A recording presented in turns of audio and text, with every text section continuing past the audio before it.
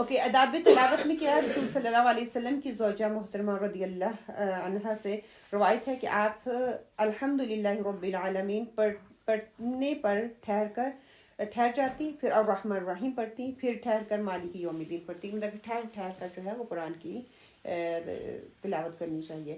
آپ صلی اللہ علیہ وسلم کا ارشاد ہے، حافظ قرآن کو کہا جائے گا تم قرآن پڑھتے جاؤ اور جنت کی سیڑھیاں چڑھتے جاؤ، جس طرح تم دنیا میں ترتیل اور آستگی سے پڑھا کرتے تھے اسی طرح پڑھتے اور چڑھتے جاؤ، تمہاری منزل وہاں ہے جہاں تم آخری آیت کو پڑھو گے۔ سنن نبی داؤد کی یہ حدیث ہے۔ آپ صلی اللہ علیہ وسلم قرآن کو اچھی آواز میں پڑھنے کا حکم فرماتے، اس لیے کہ خوبصورت آواز کے ساتھ قرآن پڑھنے میں مزید حسن پیدا ہو جاتا ہے۔ یہاں پہ اب نا حفظ کے بارے میں بتایا جا رہا ہے کہ ہمیں جو نا بچپن سے آخری 10 آیتیں جو ہے نا، آخری 10 صورتیں وہی سکھائی گئی، وہی ہم پڑھتے آ رہے ہیں اور وہی پکی ہیں۔ بے شک ہمیں اور یاد دلائی گئی، وہ لمبی تھی، ہم نے پڑھی بھی ہیں، یاد بھی کی ہیں، لیکن کیا ہے کہ اب اتنا عرصہ گزر چکا ہے وہ بالکل ایسے جیسے بھول گئی ہیں۔ اب میں ایک دن سن رہی تھی تو اسکالرس کی طرف سے وہ کہہ رہے تھے کہ ایک تو یہ ہے کہ اللہ سبحانہ تعالیٰ اگر ہم حفظ کرتے ہیں، فار ایگزامپل کئی دفعہ بھول جاتا ہے، خواتین بڑے شوق سے کرتی ہیں، ٹھیک ہے، مردوں کو تو موقع مل جاتا ہے، مسجد جاتے ہیں، تھوڑا ٹائم ایکسٹرا لگاتے ہیں، اپنا دور کرتے رہتے ہیں، حفظ کے لیے ضروری ہے۔ اور خواتین کے لیے جب وہ حفظ کرتی ہیں اس میں کیا ہوتا ہے کہ بچے، شادیاں اور باقی رسپانسبلٹی، ان کو ٹائم نہیں اتنا مل سکتا۔ تو قیامت والے دن اللہ سبحانہ و تعالیٰ اپنے کن سے وہ سارا جو یاد کیا ہوا ہوگا وہ یاد آ جائے گا، کچھ بعید نہیں ہے۔ انہوں نے ایک وہ امید دلائی، ایک طرف خوف بھی آتا تھا نا کہ ہم پڑھتے ہیں تو لوگ اس سے گیو اپ کر دیتے تھے کہ میں نہیں پڑھتی، مجھے تو بھول جاتا ہے۔ تو کیا ہے کہ اپنی کوشش جاری رکھیں، انشاءاللہ تعالیٰ اللہ سبحانہ تعالیٰ کے پاس کہیں کہ یہ میری امانت ہے کہ انسان ہے نا، ہمیں بھول جاتا ہے، تو آپ تھوڑا تھوڑا کرتے یاد کرتے جائیں، انشاءاللہ تعالیٰ قیامت والے دن اللہ سبحانہ تعالیٰ پڑھتا جاؤ اور کرتا جاؤ، ہمیں یاد آ جائے گا۔ جیسے سورۃ کہف ہے، آپ روز پڑھتے، ہر جمعے والے دن پڑھتے ہیں نا، تقریباً آپ کو یاد ہے، لیکن یہ کہ دیکھنی پڑتی ہے نا، ایک آپ نے پوری محنت کر کے یاد کی ہوئی ہے لیکن پھر بھول جاتی ہے، پھر بھی آپ کو دیکھنی پڑتی ہے۔ تو وہ قیامت والے دن ہو سکتا ہے اللہ سبحانہ تعالیٰ آپ کو کہیں کہ کن، اللہ کے لیے تو کچھ مشکل نہیں ہے، اللہ کو پتہ ہے اس بندے نے محنت کی ہے، دن رات لگایا ہے اور اب بھول گیا ہے مصروفیات کی وجہ سے، یا ٹائم نہیں مل سکا کچھ بھی، تو کیا ہے اللہ سبحانہ تعالیٰ یاد کروا دیں گے۔ تو کوشش کریں کہ اپنے دل میں قرآن کو محفوظ کرنے کی کوشش کریں۔ پھر خوبصورت طریقے سے پڑھنا ہے، تجوید کا جو منیمم حق ہے نا اس کو کرنے کی کوشش کریں کہ تلفظ کی صحیح ادائیگی، صفات کی امپلیمنٹیشن، پھر نون ساکن تنوین کے رول بہت بعد میں آتے ہیں کہ مخارج اور صفات ان پہ پہلے فوکس کریں، کیونکہ اگر ان کی غلطی ہوتی ہے تو وہ لحن جلی میں آ جاتا ہے، اگر نون ساکن اخفاء ادغام میں نہیں نہ کرتی وہ لحن خفی میں آتا ہے۔ تو ادر وے اراؤنڈ ہمیں چلنے کی ضرورت ہے، اس پہ فوکس کرنے کی ضرورت ہے۔ سیدنا اکبر بن عمر رضی اللہ تعالیٰ بیان کرتے ہیں، رسول صلی اللہ علیہ وسلم نے فرمایا، اللہ کی کتاب کا علم حاصل کرو، اسے ذہن میں محفوظ کرو اور خوبصورت آواز سے پڑھو، مجھے اس ذات کی قسم جس کے ہاتھ میں میری جان ہے، اونٹ کے گھٹنے کی رسی اگر کھول دی جائے تو وہ اتنی تیزی سے نہیں بھاگتا جتنی تیزی سے قرآن حافظے سے نکل جاتا ہے۔ تو اس کی دور کرنے کی ضرورت ہے، صبح و شام اس کو پڑھنے کی ضرورت ہے۔ سنن داری کی یہ حدیث ہے۔ رسول صلی اللہ علیہ وسلم نے فرمایا، اللہ نے کوئی چیز اتنی توجہ سے نہیں سنی جتنی توجہ سے اس نے نبی محمد صلی اللہ علیہ وسلم کا بہترین آواز کے ساتھ قرآن کا پڑھنا، اس کو پسند فرمایا، اس کو سنا۔ صحیح بخاری کی یہ حدیث ہے۔ سو کیا ہے کہ صرف فرشتے نہیں سنتے جب آپ بیوٹیفل تلاوت کرتے ہیں، بلکہ اللہ سبحانہ تعالیٰ خود سننے کے لیے آتے ہیں۔ سو ہم کہتے ہیں کہ اس اوکے قرآن ہی تو ہے، ہم پڑھتے آ رہے ہیں، اب ہم اپنی بیوٹی کیا ڈالیں، میری تو آواز ہی ایسی ہے۔ دیکھیں وہ جو اتنی خوبصورتی کے ساتھ پڑھتے ہیں نا، انہیں بھی دن رات محنتیں کر کر کے اپنی آواز میں بیوٹی، جو گانے والے کیا بچپن سے ہی گانے والے ہوتے ہیں، وہ محنت کرتے ہیں نا تو اپنی آواز میں وہ لے کے آتے ہیں اور پھر وہ گاتے ہیں۔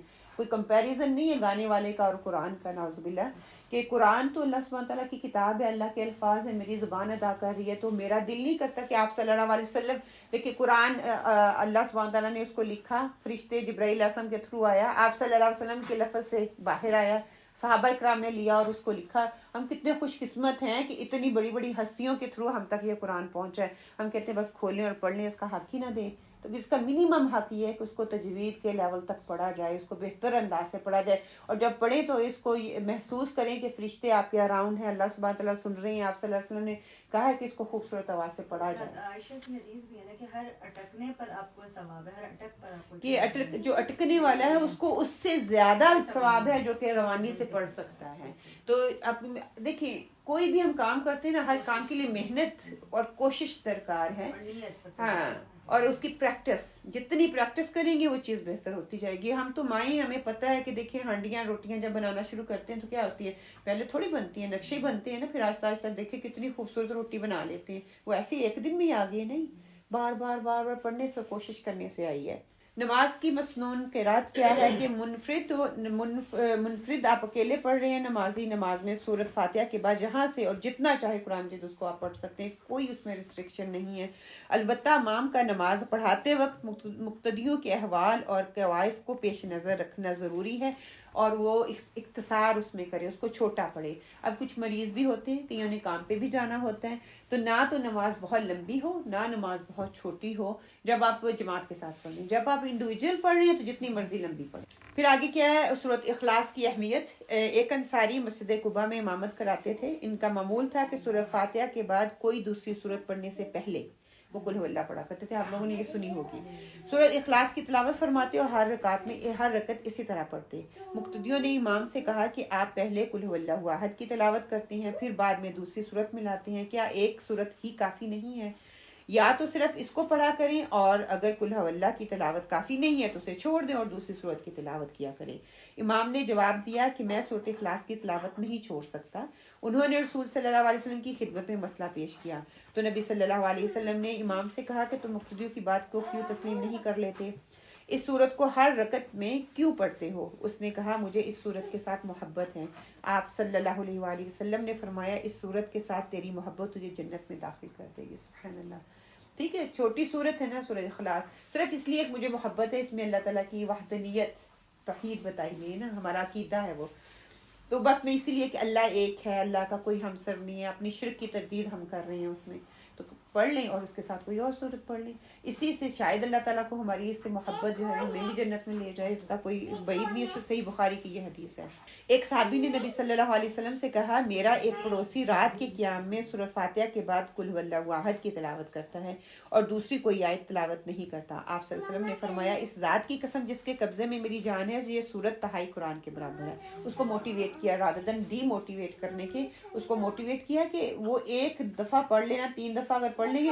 اب اس کی اہمیت دلائی جا رہی ہے. یہ نہیں ہے کہ میں پورا قرآن چھوڑ کے اب 3 دفعہ یہی پڑھتی ہوں، کہ کسی چیز کی اہمیت کو واضح کرنے کے لیے تو آپ صلی اللہ علیہ وسلم پھر اس کو انفسائز کرتے تھے کہ اس کی اتنی اہمیت ہے. اور اس کی اہمیت میں اس میں حتیٰ کہ کوئی اور حکم نہیں، اس میں شرک کی تردید کی گئی ہے نا، کہ اللہ ایک ہی ہے، اللہ کے سوا کوئی نہیں ہے. تو اس کی اہمیت کو واضح کرنے کے لیے کہا گیا وہ تہائی ہے. اگر آپ 3 دفعہ پڑھ لیں گے تو ایک قرآن کے پڑھنے کے جتنا آپ کو ثواب مل جائے گا. تو یہ نہیں کہ پورا قرآن کے جو الفاظ ہیں ان کا آپ کو اجر مل جائے گا، اس کی اہمیت کے واضح کرنے کے لیے ہے. اب نماز جمعہ اور عیدین میں تلاوت کرنا. صحیح مسلم کی حدیث ہے، سیدنا نعمان بن بشیر بیان کرتے ہیں کہ رسول صلی اللہ علیہ وسلم دونوں عیدوں اور جمعے کی نماز میں سورہ العلیٰ اور سورہ غاشیہ پڑھا کرتے تھے. سیدنا نعمان بن بشیر نے کہا جب عید اور جماعت ایک ہی دن جمع ہو جائیں تو پھر آپ صلی اللہ علیہ وسلم یہی دونوں صورتیں دونوں نمازوں میں پڑھاتے تھے، اس کے علاوہ نہیں کرتے تھے. صحیح مسلم کی حدیث ہے، رسول صلی اللہ علیہ وسلم نے فرمایا عید قربہ اور عید الفطر میں سورہ قاف والقرآن المجید یہ والی سورہ، اور سورہ قمر اقترب الساعۃ 17 جو سپارہ ہے نا وہ والی، وہاں سے شروع کیا کرتے تھے، وہ سورہ پڑھا کرتے تھے. اور جمعے کے دن نماز فجر میں تلاوت جو آپ کیا کرتے تھے اس میں سیدنا ابو ہریرہ سے روایت ہے، رسول صلی اللہ علیہ وسلم جمعے کے دن فجر کی نماز میں سورہ سجدہ الف لام میم تنزل جو ہم رات کو بھی پڑھتے ہیں سورہ ملک کے ساتھ پہلی رکعت میں، اور سورہ دہر حل اتی علی الانسان جو ہے دوسری رکعت میں پڑھتے تھے. صحیح بخاری اور صحیح مسلم کی یہ حدیث ہے. سو پہلی رکعت میں سورہ سجدہ دیکھ لیں، کافی لمبی سورہ ہے. اور سورہ جمعے کے دن فجر کی نماز جو ہے اس کی بات ہو رہی ہے، اور دوسرے میں سورہ انسان بھی اس کو کہا جاتا ہے، سورہ دہر بھی کہا جاتا ہے. نماز فجر میں تلاوت کا معمول کیا ہوتا تھا؟ سیدنا جابر بن سمرہ سے روایت ہے، رسول صلی اللہ علیہ وسلم نماز فجر میں سورۃ قاف اور اس کی مانند کوئی سورت پڑھتے تھے اور بعد والی نمازوں میں تخفیف کرتے تھے، کہ فجر کی نماز کو لمبا وہ پڑھا کرتے تھے، باقی نمازوں کو چھوٹا کر لیا کرتے. صحیح مسلم کی حدیث ہے. پھر صحیح مسلم کی ایک اور حدیث ہے، سیدنا عمر بن حریث بیان کرتے ہیں کہ انہوں نے رسول صلی اللہ علیہ وسلم کو نماز فجر میں واللیل اذا عسعس اور سورۃ تکویر پڑھتے ہوئے سنا. پھر اسی طرح رسول صلی اللہ علیہ وسلم نے ہمیں مکہ فتح ہونے کے بعد فجر کی نماز پڑھائی تو سورہ مومنون شروع کی، یہاں تک کہ موسیٰ اور ہارون یا عیسیٰ کا ذکر آیا تو نبی صلی اللہ علیہ وسلم کو کھانسی آ گئی اور آپ صلی اللہ علیہ وسلم رکوع میں چلے گئے، صحیح مسلم کی حدیث ہے۔ تو سورہ مومنون کافی لمبی سورہ ہے۔ رسول صلی اللہ علیہ وسلم فجر کے دونوں سنتوں میں نہایت ہلکی قرات فرماتے، یہاں تک کہ حضرت عائشہ فرماتی ہیں مجھے شبہ گزرتا کہ شاید نبی صلی اللہ علیہ وسلم نے سورہ فاتحہ نہیں پڑھی، مطلب کئی دفعہ اتنی لمبی سورہ آل عمران بھی پڑھ دی، سورہ النساء بھی پڑھ دی، اور کئی دفعہ بہت چھوٹی چھوٹی جیسے انا اطعینا سورہ اخلاص پڑھ دی، چھوٹی چھوٹی بھی پڑھ لیتے تھے۔ تو یہ کئی دفعہ دیکھیں ایمان کا لیول ہوتا ہے نا، ہمارا بھی کئی دفعہ دل کرتا ہے کہ لمبی نماز پڑھیں، کئی دفعہ ہوتے ہیں بیزی ہوتے ہیں، مصروف ہوتے ہیں، ٹائم نہیں ہوتا، جیسے آج کل اب ہو جانا ہے ہاف ایٹ تک آپ نماز پڑھتے ہیں، وہی بچوں کو اسکول چھوڑنے اٹھانے اور کھانے اور کرنے کا معاملہ وہیں پہ ہم نے نماز پڑھنی ہوتی ہے، اس کو چھوٹی کر لیں، عشاء ارلی ہو جاتی ہے، کھانا وغیرہ کھلا کے فارغ کر کے پھر ہم تسلی سے لمبی پڑھ لیں۔ عصر و ظہر کی نمازوں میں قرات کرنے کا معمول جو تھا آپ صلی اللہ علیہ وسلم کا، وہ ہم دیکھ لیتے ہیں کہ صحیح بخاری کی حدیث ہے، رسول صلی اللہ علیہ وسلم عصر اور ظہر کی نمازوں کی پہلی 2 رکعتوں میں سورہ فاتحہ اور کوئی سورت پڑھتے اور آخری 2 رکعتوں میں صرف سورہ فاتحہ پڑھتے تھے، اور کبھی کبھار کوئی آیت بلند آواز میں پڑھ لیا کرتے تھے یا سناتے تھے۔ صحیح مسلم کی حدیث ہے رسول صلی اللہ علیہ وسلم ظہر میں سورۃ اللیل پڑھتے تھے، اور ایک روایت میں آتا ہے سورہ الاعلیٰ، اور عصر میں بھی اس کی مانند کوئی سورت پڑھتے تھے، اور فجر میں لمبی صورتیں پڑھتے تھے۔ تو ہمیں ساری ویریشن ملتے ہیں۔ صحیح مسلم میں کیا رسول صلی اللہ علیہ وسلم ظہر کی آخری دونوں رکعتوں میں 15 آیات کے برابر قرات فرماتے ہیں۔ معلوم ہوا کہ ظہر کی آخری دونوں رکعتوں میں سورہ فاتحہ کے بعد قرات مسنون ہے، اور کبھی آپ آخری 2 رکعتوں میں صرف سورہ فاتحہ ہی پڑھا کرتے تھے۔ اب یہاں پہ بھی مسئلہ آتا ہے، ہم پہلے پڑھا کرتے تھے تو ہمیں کہا گیا کہ نہیں پڑھنی، گناہ ملتا ہے، سجدہ سہو ہے۔ اگر آپ ابو امام حنیفہ کو پڑھیں گے تو وہ کہیں گے سجدہ سہو ہے۔ اب یہاں پہ صحیح مسلم کی حدیث ہے، یہ غلط تو نہیں ہو سکتی، ٹھیک ہے۔ انہوں نے کہا کہ آپ صلی اللہ علیہ وسلم ظہر میں آخری 2 رکعتوں میں کبھی کبھی سورت پڑھ لیا کرتے تھے۔ تو اب یہ ہوتا ہے کہ کبھی کبھی ہمیں بھی پڑھ لینا چاہیے کہ آپ صلی اللہ علیہ وسلم کی سنت ہے، آپ کا معمول نہیں تھا، آپ کبھی کبھی پڑھ لیتے تھے۔ اس معاملے میں پھر سجدہ سہو نہیں ہوگا، جیسے اب اتحیات بھی آگے پڑھیں گے نا تو اس میں بھی کافی چیزیں کلیئر ہوں گی کہ ابو امام حنیفہ کو پڑھتے ہیں وہ کہتے ہیں کہ سجدہ سہو کرو، یہ ایکسٹرا ایڈیشن ہو گئی ہے نا کہ دوسری رکعت میں ہمیں کہا گیا سورہ فاتحہ ہی پڑھنی ہے، یہ ایڈیشن نہیں ہے۔ آپ صلی اللہ علیہ وسلم کہہ دیں اگر پڑھ بھی ہوگی تو آپ صلی اللہ علیہ وسلم کی محبت میں پڑھ ہوگی ہے، آپ صلی اللہ علیہ وسلم بھی پڑھا کرتے تھے تو آپ بھی پڑھ لیں، جیسے امام کے پیچھے بھی ہیں، کئی دفعہ سورہ فاتحہ اور فوراً ہماری پوری نہیں ہوتی تو وہ رکوع میں بھی چلے جاتے ہیں، اور کئی دفعہ ہم کھڑے ہی رہتے ہیں تو اس کے بیٹر نہیں ہے کوئی سورہ ساتھ میں ملا لیں کہ آپ صلی اللہ علیہ وسلم کی سنت آپ کبھی کبھار کر لیا کرتے تھے۔ صحیح بخاری میں کیا ہے، ابو معمر نے سیدنا خباب سے کہا کیا رسول صلی اللہ علیہ وسلم ظہر اور عصر میں قرات کرتے تھے؟ سیدنا خباب نے کہا ہاں۔ ہم نے کہا کہ آپ کو کیسے معلوم ہوا؟ سیدنا خباب فرمانے لگے کہ آپ کی داڑھی کی جنبش سے وہ ہلا کرتی تھی، کہ اگر ہمیں نہیں پتا کہ وہ اتنی خاموشی سے بھی پڑھتے تھے تو وہ ہل رہی ہوتی تھی، تو سورۃ فاتحہ اتنی لمبی تو نہیں نہ ہو جاتی، وہ ایکسٹرا ساتھ میں ملایا کرتے تھے۔ سنن نبی داؤد ہے ظہر اور عصر کی نمازوں میں نبی کریم صلی اللہ علیہ وسلم سری بغیر آواز بلند کیے قرات کرتے تھے۔ کبھی آپ پہلی رکعت کی قرات لمبا کرتے کہ نمازی پہلی رکعت میں ہی شامل ہو سکیں، اور پہلی رکعت کو لمبا کرنے کا مقصد بھی یہ ہوتا ہے جو لیٹ ہو گیا تو آ کے وہ ساتھ شامل ہو جائے۔ سبحان اللہ۔ پھر نماز مغرب میں قرات جو تھی، رسول صلی اللہ علیہ وسلم نماز مغرب میں سورہ طور پڑھتے تھے۔ سبحان اللہ، صحیح میں بخاری کی یہ حدیث ہے۔ آپ صلی اللہ علیہ وسلم کبھی کبھار سورہ مرسلات پڑھتے تھے، صحیح بخاری کی ہے۔ رسول صلی اللہ علیہ وسلم نے نماز مغرب سورہ الاعراف پڑھی اور اس سورت کو 2 رکعتوں میں متفرق پڑھا۔ سورہ الاعراف کتنی لمبی سورہ ہے، سنن نسائی کی یہ حدیث ہے۔ پھر نماز عشاء میں آپ صلی اللہ علیہ وسلم کا کیا معمول ہوتا تھا؟ سیدنا براء بن عازب بیان کرتے ہیں کہ میں نے رسول صلی اللہ علیہ وسلم کو نماز عشاء میں سورۃ 3 پڑھتے ہوئے سنا، اور میں نے نبی صلی اللہ علیہ وسلم سے زیادہ خوش آواز کسی کی اس کو نہیں پایا کہ جتنی خوبصورت آواز آپ صلی اللہ علیہ وسلم کی تھی۔ یہ صحیح بخاری اور صحیح مسلم کی حدیث تھی۔ پھر آپ صلی اللہ علیہ وسلم سیدنا معاذ بن جبل سے نے عشاء کی نماز میں سورہ بقرہ پڑھنی شروع کی۔ مقتدیوں میں سے ایک کھیتی باڑی کا کام کرنے والا شخص نے سلام پھیر دیا، پھر اس نے رسول صلی اللہ علیہ وسلم کی خدمت میں حاضر ہو کر عرض کیا، اللہ کے رسول صلی اللہ علیہ وسلم ہم لوگ اونٹوں والے ہیں، دن بھر محنت و مشقت کرتے ہیں۔ سیدنا معاذ نے پہلے آپ کے ساتھ نماز پڑھی، پھر پاس آئے اور پھر ہمارے پاس آئے اور انہوں نے عشاء میں سورۃ بقرہ شروع کر دی۔ میں دن بھر کا تھکا ماندہ تھا, مجھے لمبی قرات بوجھل معلوم ہوتی تھی. ہادی عالم نے سیدنا معاذ سے کہا, تو لوگوں کو نفرت دلاتا ہے اور فتنہ کھڑا کرتا ہے. آپ صلی اللہ علیہ وسلم نے 3 مرتبہ یہ بات دہرائی. پھر فرمایا, جب تم جماعت کراؤ تو سورہ شمس والشمس والضحاها, یا سورہ لیل واللیل اذا یغشا, یا سورہ اعلیٰ سبح اسم ربک الاعلیٰ کی تلاوت کرو, اس لیے کہ تمہارے پیچھے بوڑھے, کمزور اور ضرورت مند بھی نماز ادا کر رہے ہوتے ہیں. صحیح بخاری اور صحیح مسلم کی ہے. اب اس سے کیا ہوا کہ حضرت معاذ رضی اللہ پہلے آپ صلی اللہ علیہ وسلم کے ساتھ نماز پڑھا کرتے تھے, آپ صلی اللہ علیہ وسلم کے پیچھے عشاء کی, پھر اپنے قبیلے میں واپس جاتے, ان کی نماز ان کو پڑھایا کرتے تھے, اور بغیر سوچے سمجھے کہ ان کے پیچھے معذور بھی ہیں, بیمار بھی ہیں, رات کو کام کرنے والے بھی ہیں, دن سارا وہ محنت کرنے والے, اونٹ چرانے والے. تو ان میں سے کہتے ہیں کہ ایک آدمی نے ایسا کیا کہ نماز لمبی تھی تو اس نے خود بیچ میں چھوڑ کے اپنی نماز پڑھنی شروع کر دی. نارملی جب جماعت ہو رہی ہوتی پتہ ہے نا کہ ہم اپنی نماز نہیں پڑھ سکتے, تو لوگوں نے کہا کہ اس نے فتنہ کیا, اس نے امام کی جو ہے اس کو فالو نہیں کیا.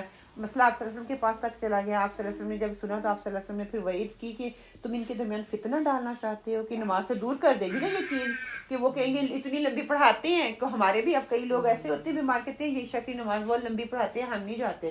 تراویح وہ اس مسجد میں جائیں گے جس میں جلدی جلدی اور بغیر حق دیے وہ فوراً سے پڑھ کے واپس آ جائیں. اب یہ بھی اس وقت کا حالات یہ تھے.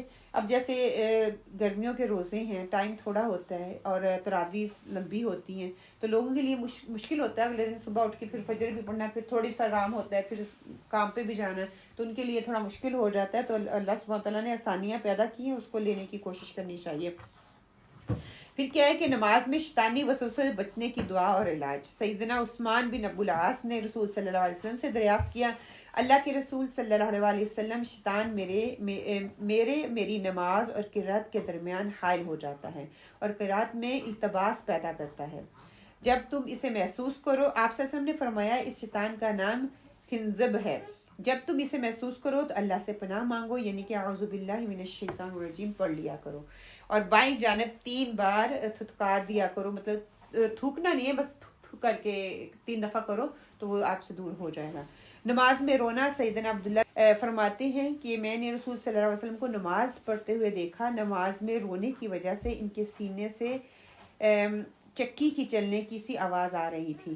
تو یہ سنن ابی داؤد کے کئی کہتے ہیں نا کہ نماز میں رونا جو ہے آپ کی نماز کو جو باطل کر دیتا ہے. تو یہ آپ صلی اللہ علیہ وسلم اور صحابہ کرام کی سنت سے ہمیں پتہ چلتا ہے کہ اللہ کے خوف اور فیر سے اگر رویا جائے گا تو وہ آپ کی نماز باطل نہیں ہوتی.